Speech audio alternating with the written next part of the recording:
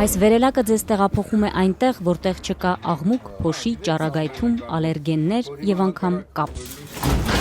Այստեղ օդը խոնավ է ու իոնիզացված, ջերմաստիճանը կայուն, ամառ թե ձմեռ 19-20 աստիճան է։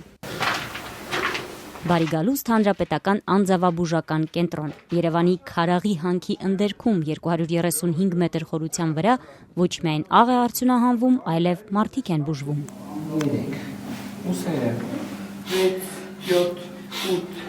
9, 10։ Բուժման կուրսը 10-ից 20 օր է, մարդիկ օրական մի քանի ժամ են անցկացնում հանքի խորքում, քնելով կամ ֆիզիկական ու շնչառական մարզանք անելով։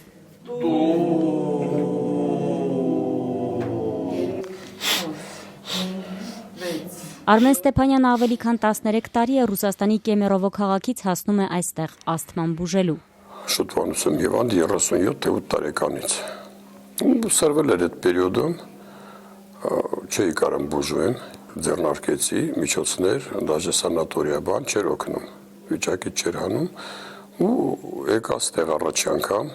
տեսա, որ սա միակ փրկությունն է, ու ամեն տարի եկել եմ դրանից հետո, մի տարի կորոնավիրուսի տարին պրոպուսկատ եմ արել ու վсё, դրանից հետո այս 13-րդ տարին է, որ գալիս եմ ստեղ։ Աղե անձավ քաղաքում բուժսենյակներից բացի նաև հանգստի գոտիներ կան, որ հիվանդները շարժման մեջ լինեն ու ավելի խորը շնչեն աղի օդը։ Ինժեներ Տիգրան Սանթրոսյանն ընդամենը 9 օր է եղել աշխարհից կտրված այս վայրում, տարբերությունն արդեն զգում է։ Անում ենք մանրամասնություններ, հաճելի զրուցում ենք, քայլում ենք, թոքերը լսում են, տարբերությունը զգում եմ ես արդեն իմ առողջության վրա։ Գրեթե ստերիլ օդը, բակտերիաներ ու վիրուսներ սպանող բնական հակասեպտիկ աղն օգնում է բարձրացնել օրգանիզմի դիմադրողականությունը։ Այս բուժման մեթոդի հիմքում երկրի ընդերքում գտնվող Քարաղի անձավների բնական միկրոկլիման է։ Բժիշկ Անուշ Ոսկանյանը հիվանդանոցի ստեղծման առաջին օրվանից այստեղ է աշխատում շուրջ 4 տասնամյակ։ Բուժվում են մեր մոտ հիմնականում բրոնխիալ ասթմայով հիվանդներ, ալերգիկ հիվանդություններ ունեցող, մանավանդ շնչառական ալերգիաներ, նաև մաշկային ալերգիաներ։ Այստեղ ռադիացիան համարյա ձգտում է 0-ի։ Այստեղ բացակայում են բոլոր վերգետնյա մագնիսական ռադիոալիքներ, աղմուկներ, փոշի, ալերգեններ եւ այդ բոլոր ֆակտորների շնորհիվ մենք ստանում ենք բուժական ազդեցություն։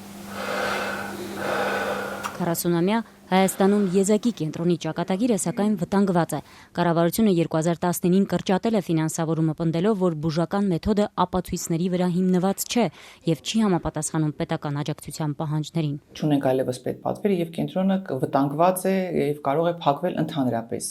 Այդ իսկ պատճառով հիվանդները չեն կարողանում բուժում ստանալ, քանի որ պետպատվեր գոյություն չունի։ Հույս ունենք, որ կհայտնվեն ներդրողներ եւ կենտրոնը կվերածնվի։ Ու մինչ անձնակազմն ու հիվանդները սպասում են ներդրողների, հարյուրավոր մետրերի խորքում թաքնված ստորգետնյա աշխարհ են շտապում օտարերկրացի բլոգերներն ու զբոսաշրջիկները։ Самая необычная экскурсия в Армении. На входе нам выдают каски и погружают в лифт. Солевая шахта под Ереваном на глубине 235 метров. Միլիոնավոր տարիներ առաջ հնագույն օվկիանոսների գոլորշիացման արդյունքում ձևավորված աղի շերտերը հենց պատերից համտեսելու